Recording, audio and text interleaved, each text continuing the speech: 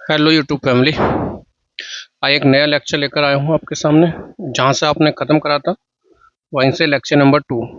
तो lecture number 2 की अगर हम बात करें तो अभी तक हम लोग वेद पढ़ चुके हैं। ठीक है, वेद अभिलेख उनके ऊपर बात कर चुके हैं। उससे आगे पढ़ते हैं आपसे। तो देखिए, उपनिषद। उपनिषद की अगर हम बात करें तो उपनिषद जो है दो शब्दों से मिलकर बना है। एक है उप। उप का अर्थ होता है समीप, और दूसरा शब्द है निषद। निषद का मतलब होता है अर्थ। मतलब गुरु के समीप बैठकर लिया जाने वाला ज्ञान क्या कहलाता है? उपनिषद कहलाता है। आगे अगर हम बात करें तो उपनिषदों की संख्या वर्तमान में कितनी है? 13। पहले ये जो थी आपकी 100 से ज्यादा, मतलब 108 तक आपकी संख्या इनकी थी। जैसे हर अलग अलग जो ग्रंथ हैं, उनके जो वेद हैं, उनके आपके उपनिषद होते हैं। जैसे ऋग्वेद का उपनिषद है ऐत्रेय और कौशितकी। यजुर्वेद का उपनिषद है बृहदारण्य। कृष्ण यजुर्वेद का है आपका कर्ण, मैत्रेयणी, तैत्तिरीय, श्वेतांबर। छंदोग्य उपनिषद जैमिनीय और कैन सामवेद का है। मुंडकोप उपनिषद आपका अर्थवेद का है। तो ये ध्यान रखना, उपनिषदों को और क्या कहा जाता है? तो उपनिषदों को वेदांत भी कहा जाता है, क्योंकि वेदों को जानने का अंतिम मार्ग क्या है? वेदांत। तो ये चीज का ध्यान रखना, ठीक है। और आगे अगर हम बात करें और वेदों से हमें क्या पढ़ना चाहिए, तो वेदों से देखो हमारे पेपर में और क्वेश्चन क्या पूछे जाते हैं। जैसे अगर हम बात करें तो सबसे बड़ा ब्राह्मण, सबसे बड़ा उपनिषद कौन सा आता है? बृहदारण्य। और सबसे छोटा उपनिषद है आपका मांडुक्य उपनिषद। पहली चीज का ये याद रखना। क्लियर? आगे देखिए, नेक्स्ट के ऊपर अगर हम बात करें तो और आपके पेपर में क्या चीजें पूछी जाती हैं। जैसे आपका कड़ उपनिषद से पेपर में क्वेश्चन आता है कि यम नचिकेता संवाद का वर्णन किस उपनिषद में है? कड़ोप उपनिषद में। पूर्ण जन्म का सिद्धांत किस उपनिषद में दिया गया है? बृहदारण्य में। ठीक है। तमसो ज्योतिर्मज्ञ विवरण उपनिषद बृहदारण्य में दिया गया है। अतिथि देवो भव, ये भी आपका तैत्तिरीय उपनिषद में दिया गया है। ठीक है, एक ये याद रखना।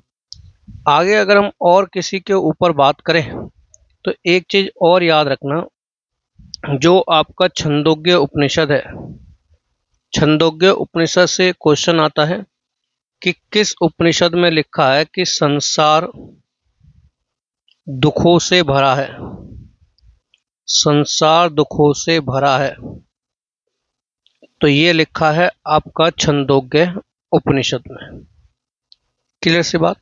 चले आगे अगर हम बात करें तो वेदों के अर्थ को भली भांति समझने के लिए आपकी रचना की गई वेदांग की।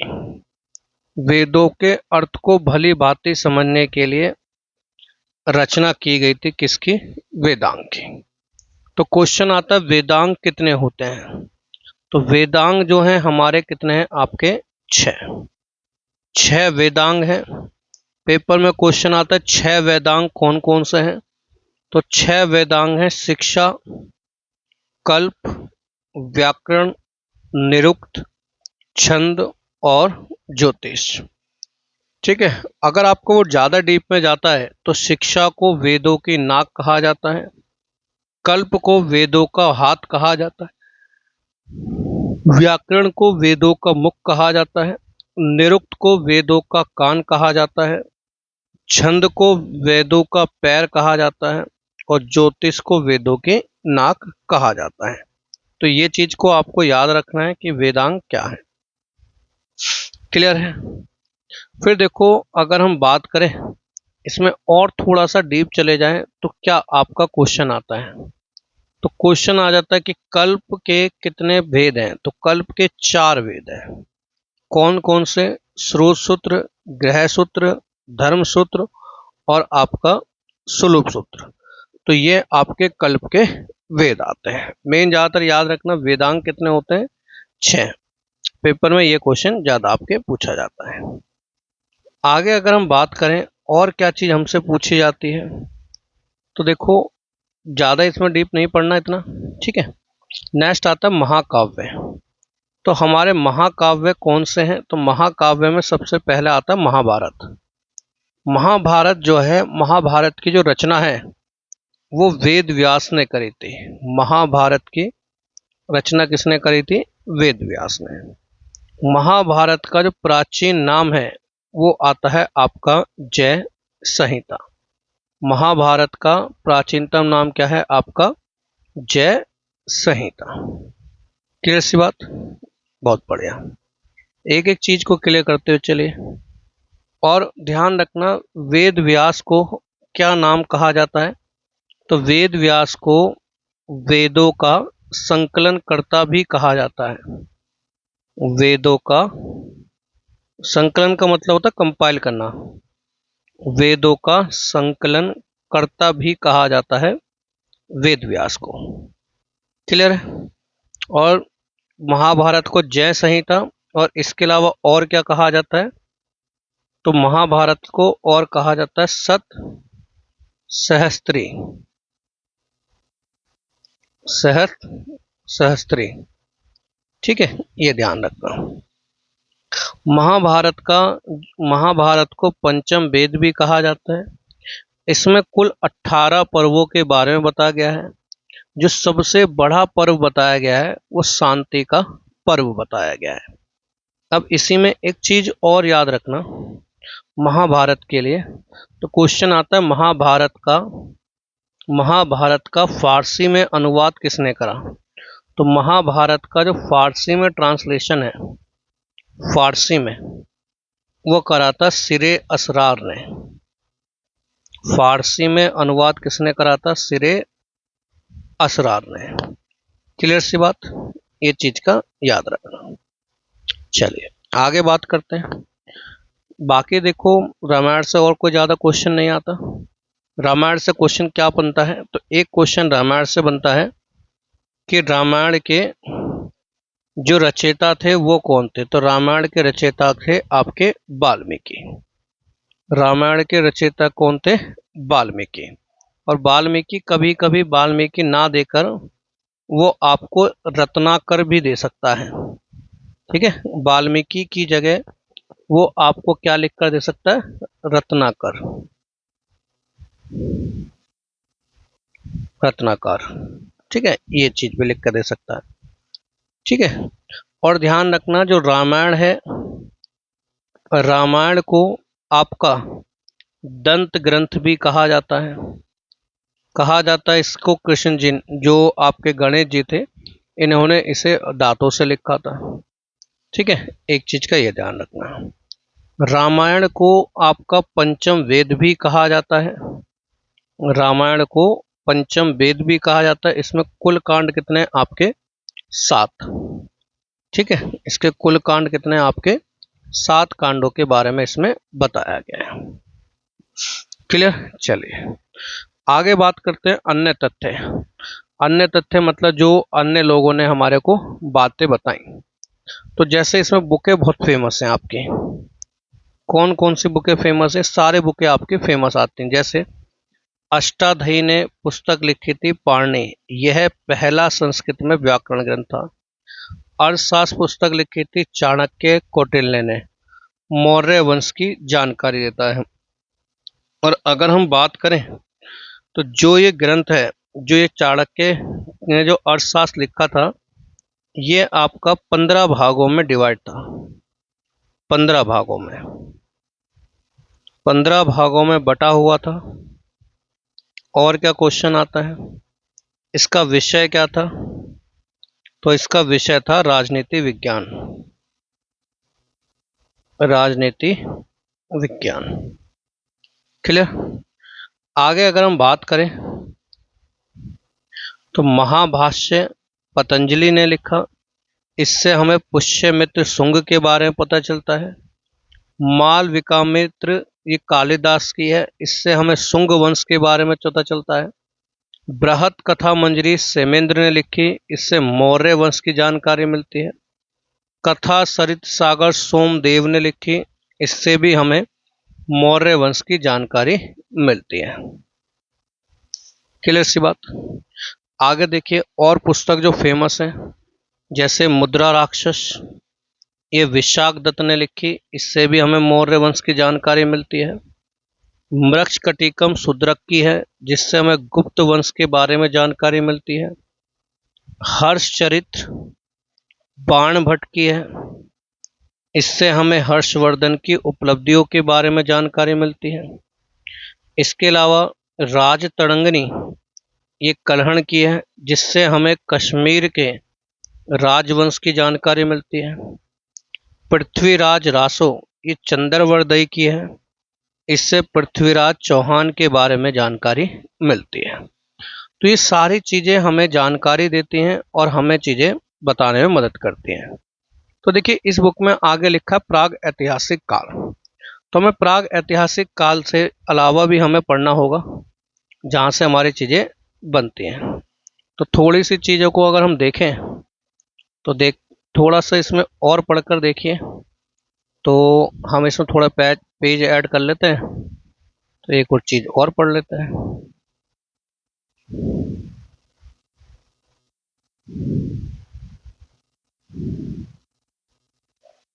चलिए, तो देखो इसमें हमें और क्या चीज़ पढ़नी है अगर हम बात करें।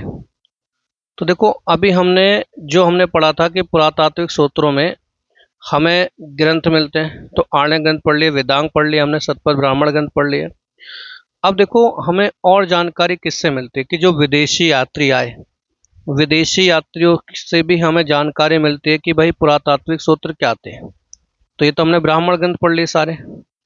तो अगर हम विदेशी यात्रियों की बात करें तो विदेशी यात्रियों में आपने पढ़ा होगा चीनी यात्री आए थे, यूनानी आए थे। ठीक है, तो इनके ऊपर भी हमें क्वेश्चन बन जाते हैं कि बढ़िया बढ़िया कि कौन से थे, कहाँ से आए थे। तो हम बात करते हैं विदेशी यात्रियों से मिलने वाली प्रमुख जानकारी। तो विदेशी यात्रियों से मिलने वाली प्रमुख जानकारी, ठीक है।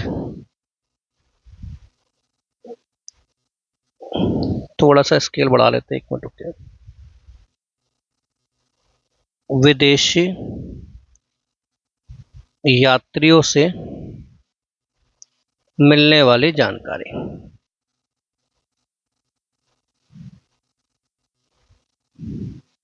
जैसे पहले हम पढ़ते हैं यूनानी लेखक। तो यूनानी की अगर हम बात करें, यूनानी में सबसे पहले आपका आता है, यूनानी की अगर हम बात करें तो पहला आता है आपका हेरोडोटस। हेरोडोटस, तो हेरोडोटस को आप डिटेल में पढ़ चुके हो, मैंने आपको पूरा पढ़वाया था। ठीक है, पहले ही क्लास का पहला ही लेक्चर पे हेरोडोटस हमने पढ़ा था, इन्हें इतिहास का पिता कहा जाता है। दूसरे व्यक्ति आते हैं आपके मेगास्थनीज। मेगास्थनीज से जो आपका क्वेश्चन बनता है, मेगास्थनीज कौन था? तो मेगास्थनीज आपका सेल्यूकस निकेटर का राजदूत था। किसके दरबार में आया था? चंद्रगुप्त मौर्य के दरबार में आया। फिर क्वेश्चन आता है इसकी पुस्तक का नाम क्या था, बुक। तो इसकी पुस्तक का नाम था इंडिका। ठीक है, तो ये क्वेश्चन आपके बन जाते हैं मेगास्थनीज से। मेगास्थनीज के अलावा फिर क्वेश्चन आपका तीसरा बनता है, अगला व्यक्ति था डाइमेकस। डाइमेकस, तो डाइमेकस से क्या क्वेश्चन बनते हैं? डाइमेकस कौन था? तो डाइमेकस था सीरियन नरेश आंतियोकस का राजदूत। आंतियोकस का राजदूत। फिर क्वेश्चन आता है किसके दरबार में आया था? तो ये आपका बिंदुसार के दरबार में आया। ठीक है, बिंदुसार के दरबार में आया। एक ये याद रखना। फिर इसके अलावा एक व्यक्ति और आता है जिसका नाम आता है चौथे नंबर पर पिलनी। पिलनी। तो पिलनी की पुस्तक पूछी जाती है कि इसने कौन सी पुस्तक लिखी थी। तो पिलनी की पुस्तक आती है natural history. Natural history. Natural history में इसने पौधों की जानकारी के बारे में बताया। तो ये यूनानी लेखक आ जाते हैं।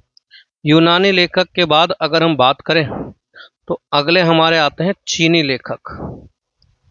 चीनी लेखक।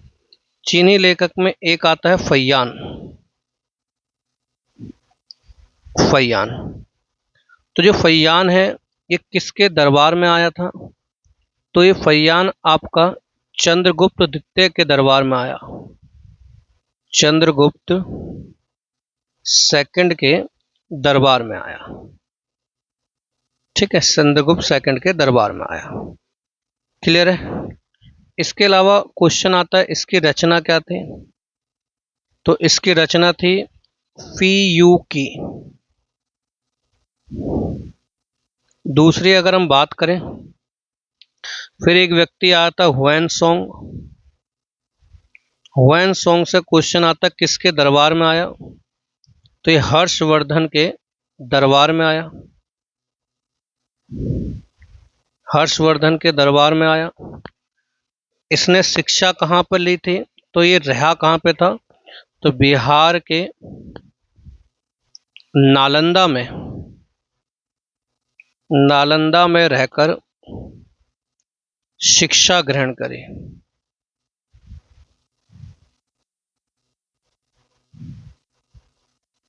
क्लियर? एक ये ध्यान रखना, इसकी रचना का नाम है सी यू की। सी यू की। क्लियर है? तो ये इससे क्वेश्चन आ जाते हैं आपके। इसके अलावा देखो अन्य लेखकों में आप अभी पढ़ चुके हो। ठीक है, तो आपका ये टॉपिक जो पुरातात्विक सूत्रों से रिलेटेड था ये मैंने आपको पूरा टॉपिक पढ़ा दिया। कल इससे आगे बढ़ेंगे और एक नया लेक्चर चालू करेंगे जिसका नाम है प्राग ऐतिहासिक काल। ठीक है, चलिए कल फिर मिलते हैं आपसे। जय हिंद।